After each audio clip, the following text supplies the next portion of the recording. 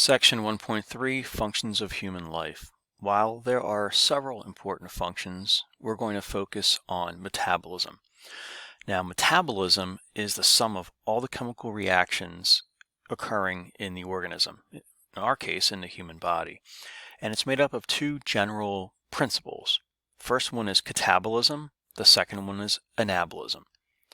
With catabolism, you're breaking down food, you're breaking down substances into smaller portions. So for example, if you're breaking down complex carbs, starches, you're going to break them down from polymers to monomers.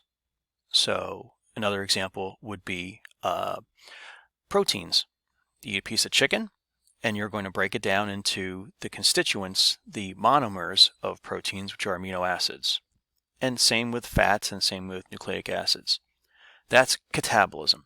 And what that does is it releases energy that the body can then use to do other things. Anabolism is taking those smaller portions, those monomers, those smaller parts, and building useful things out of them.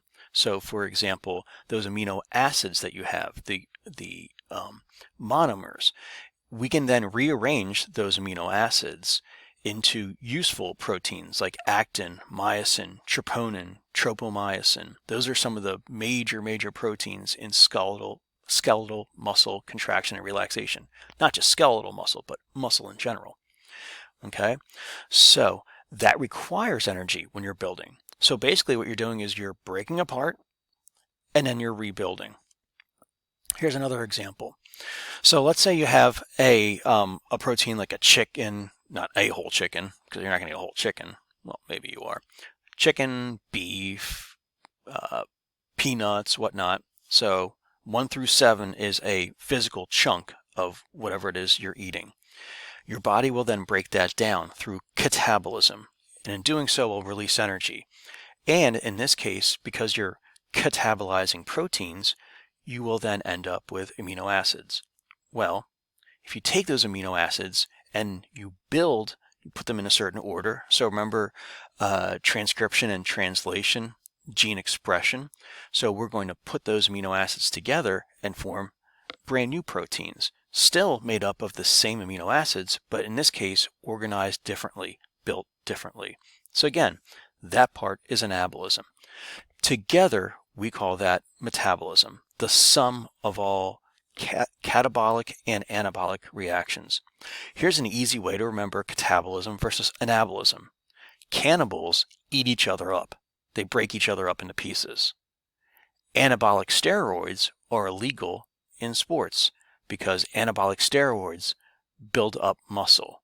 So cannibals tear apart, anabolic steroids build up muscle. It's an easy way to remember.